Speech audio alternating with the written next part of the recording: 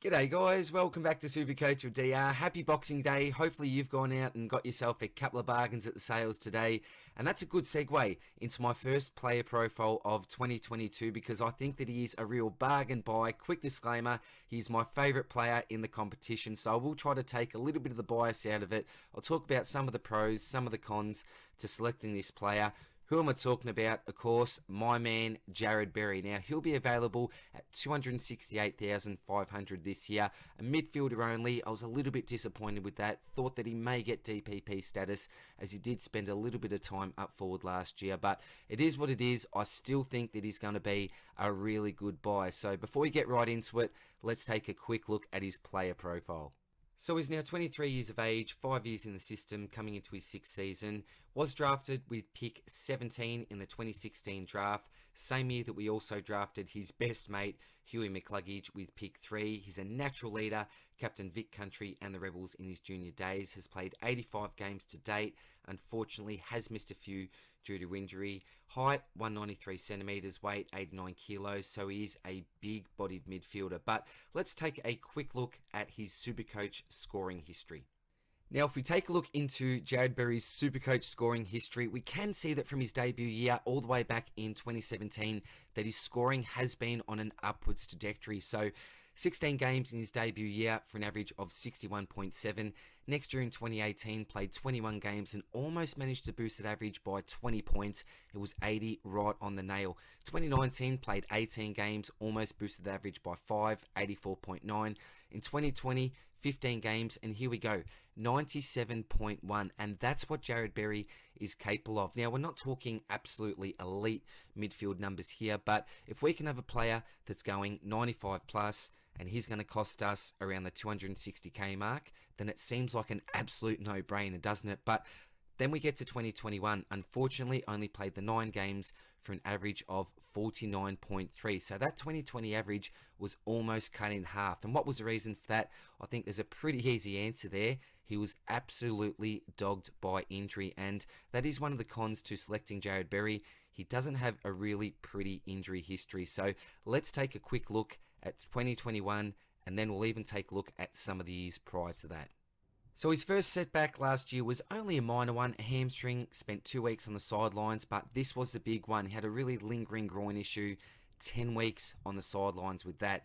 Then came back, yet again, another setback, a calf, and he was out for 3 weeks. And look, this is a concern with selecting Jarrod Berry. He's not the most durable type of player, and even if we look back to his junior years, which were in 2015, 2016, he had a shoulder reconstruction, other knee issues, even had a bruised kidney in a semi-final, but in true Jarrod Berry form, continued out and played on for the rest of the second half. An absolute monster, this man. That's why I love him. Then we look at 2017. Pre-season was basically wiped out, had knee surgery. That was 6 weeks to recover from that. Then in 2018, that was probably his best year injury-wise. Only missed the 1 week with some hamstring soreness or awareness, however you want to put that into words. 2019, again, pre-season wiped out, glandular fever, and he was looking really, really good here, but lost a lot of weight, lost a lot of strength there, and then had surgery to remove a Baker cyst, 6 weeks on the sidelines there. Now in 2020, this was his best year in regards to average, as we know, only missed 2 weeks, and that was with a shoulder injury. So look, each year he's had some sort of an issue. 2018, only awareness or soreness, so we can probably forgive him there, but this is one of the risks to selecting Jarrod Berry.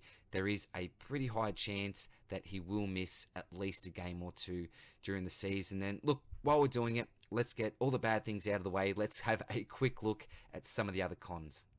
So right at the top of the list here, and this will come as no surprise as we've just looked at his injury history, is his poor durability. There is a chance that he may miss some games of football. The next thing is his kicking efficiency. Now, Berry's never been the cleanest user of the ball, can rush the ball onto the boot at times, and decision making can come into question, but I'd love to see him try to improve on that efficiency, even by 5%. That'd be really good for him. The next 2 things I think go hand in hand, and that is consistency and his low floor when it comes to Supercoach scoring. There are times where he tends to dominate games, and then there are other times where he seems to really fade out of games, and that can lead to some pretty mediocre type scores. So I'd love to see him try to improve that consistency and maybe improve that floor to, rather than, a 50 type score, maybe a 60 to 65 type score at the absolute lowest. The next two things also go hand in hand. That is scoreboard impact and goal kicking accuracy. There was times last year, particularly when he was played up forward, and I think that was mainly due to the fact that he was consistently coming back from injury, but he did have some opportunities to impact the scoreboard. Unfortunately, just did not convert. And he did have a game where he kicked 3 goals, which was nice, but that's certainly something I'd like to see him improve going forward, is that goal kicking accuracy. And last thing I've got on the list here is the fact that he's a pretty low accumulator for a midfield, and he's never had a game where he has accumulated 30 plus disposals. And when we're selecting a player in our midfields in Supercoach, then we want those blokes that can accumulate the ball. So that's another thing just to keep in mind, that Berry has never been a really high accumulator of the football. But enough of the negatives. I hate talking bad about my man. Let's have a look at some of the reasons why you should select Jarrod Berry going into the 2022 season.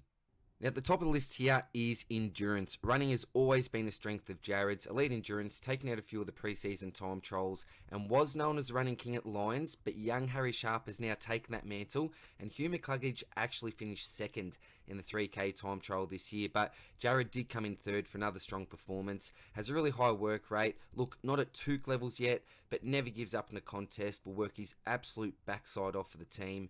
Versatility, Bez has got the ability to play on the outside as well as win his own football on the inside. Look, to start off his career, he was mainly used as a defensive midfielder, tagged lots of, Selwood, Cripps, Mitchell, but particularly in 2020, was able to play more of an attacking role, which obviously did lead to his best season average.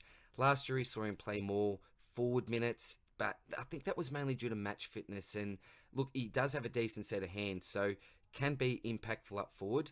But as we mentioned in the cons, does need to convert those opportunities on a more regular basis. But look, he's an important player for the Lions. He's a big-bodied midfielder that we need playing regularly. That leads to my next point, which is strength. And look, at 23 years of age, he's only getting stronger. Look, he's a natural leader, has great resilience. Goes back to my point earlier about never giving up, pushing through times of adversity. He's had many setbacks in life and in football. Obviously, the passing of his beautiful mother at a pretty young age from cancer. That must have been a devastating experience. Managed to get through. And on the field, we've obviously talked about the fact he's had a raft of injuries. So, look, a role model for working through tough times, coming out on top. And of course, down the bottom, last point, he comes at a bargain price. Look what we paid for him at the start of last year, $521,500. So that means we're getting close to a 50% discount. And that's a sale that's pretty hard to refuse. Look, surely he's at least 150 to 200k underpriced for what he can produce. And if he can just play out the first half of the year, I think he should be a great stepping stone come the buys. And although I did mention that consistency was a slight issue for him, let's have a look at a 7-game stretch from 2020 just to see what he is capable of if fit. We can see the chart up there from rounds 3 to 7.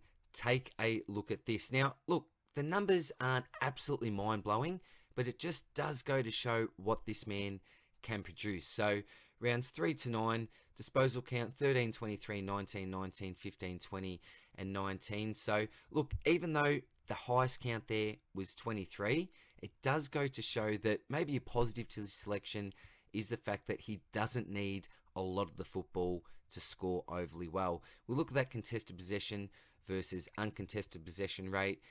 6 and 7, 7 to 16, so a bit of a discrepancy there. 11-8, 15-4, discrepancy the other way this time.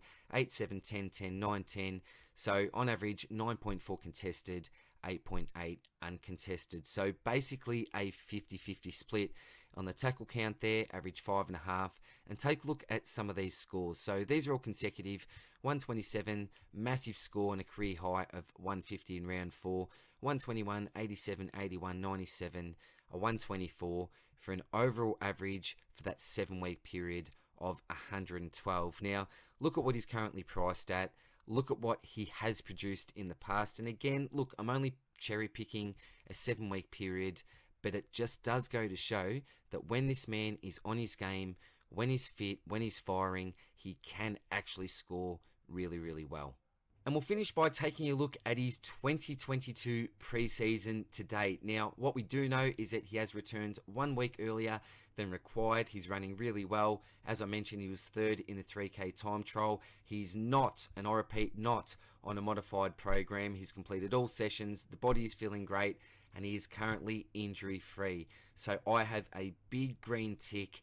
Things are looking absolutely swimmingly for Jay Berry in the 2022 preseason. So that's my quick take on the Jarrod Berry selection going into 2022. Are you going to start with him? Let me know in the comment section down below. I think that I'm going to just lock and load him for now, and look, just listen out for how he's going during the preseason. Currently tracking really, really well, and unless there's any minor or major setbacks during the next month or two before the start of the season, then I don't think that I'm going to move him out of my side. But just my take, just my opinion. Let me know what you think, guys. Stay tuned for more player profiles during the preseason, and I will have a few other Brisbane players coming up. Next cab off the rank will be my man Lachie Neale. I think he's a must-have, but I'll explain why in the next one. Take care, guys. Hope you have a good one. See you soon. Cheers, bye.